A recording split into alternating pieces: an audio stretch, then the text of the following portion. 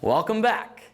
Here's what's gone on at the university and in our city in the past few weeks. The platform for what you need to hear and know about. This is Utica TV News. I'm Andres Jaime Mendez. We start tonight with the news that struck fear in the Utica community. An alert came from campus safety at Mohawk Valley Community College, known as MV, or MVCC. The message was then relayed by Utica University Campus Safety. Utica TV began to follow the situation early Tuesday morning. MV was put under a lockdown order while police searched the area and dorms on campus. The Utica Police Department made it clear that there was nothing found in their investigation to substantiate a report of an armed person on campus. The Israel-Hamas war continues, and so do protests supporting Palestine.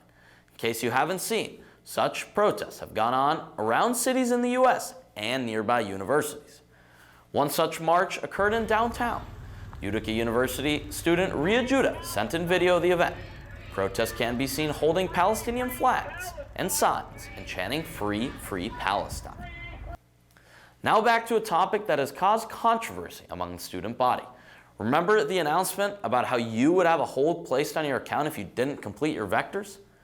We aired a segment on the statement released by the university explaining to students that they would have holds placed on their accounts, preventing spring class registration if vector LMS assignments were not completed. Utica TV then received a message from Student Life and the Dean of Students saying that this was incorrect. The Office of the Dean of Students said that, quote, "We are working to distribute accurate information. I sat down with Dean of Students Rich Raciapa to clear up the situation." There's a bunch of conversations that we had a while back about students needing to complete the vector training. And this is something we do every year in terms of all of our new students coming in are required to do certain things that are mandated. We have federal regulations to provide some services and things for the students. And we send out weekly communications to students to go ahead and log in and take those, and then reminders for those who haven't done it yet. So there was a conversation at one point about putting holds on the account. And I think one of our staff members was getting ahead of the game and had crafted that communication and then scheduled it months in advance. Okay. And then when we kind of followed up and looked at things, first off, we're down to a much lower number. We have about an 85% of the students have already completed what they need to. So we're tracking that last 15%. Okay. And we made the decision at that point to try something different, not realizing at the time that we had scheduled that to go out. So, Okay. and it was the irony of we had the meeting the day before saying, okay, here's what we think we're going to do. We're going to reach out. We're going to try these different things. That was at 1 o'clock in the afternoon, and boom, the next morning in the morning mention that popped. It's like, oh, I can't believe it, you know. So we quickly sent out no, we're not going to do that. And at one point, that was something we had talked about. That email went out, and the information was correct when it was compiled. We missed going back and making sure that didn't go out to students. So in an effort to be timely, we forgot to go back and do that. It's still important that the students who haven't done it go ahead and do that. We looked at alternate things and decided that at that point, putting the registration hold on wasn't necessary. Thank you, Dean Rich, for sitting down with us and for watching Utica TV News and making it Utica TV's #1 program in the last 2 weeks. As promised, we have been following AAUP Utica and their expected filings of grievances that they said would come following a violation of the collective bargaining agreement known as the CBA. To remind you who Utica AAUP is, it is the labor union that represents full-time faculty and librarians at Utica University. A formal written grievance has now been filed that accuses the university of violating the collective bargaining agreement in 2 ways.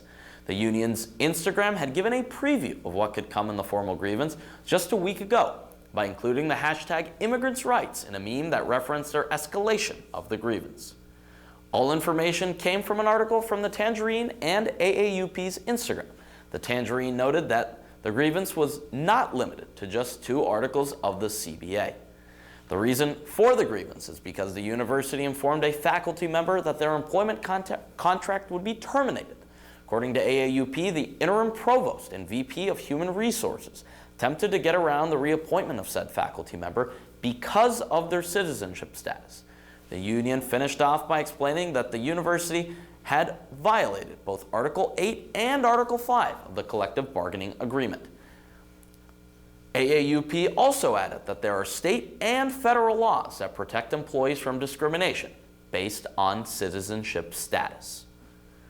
Remember that entertainment here on campus has now arrived to the Strebel Auditorium thanks to Utica University Theater.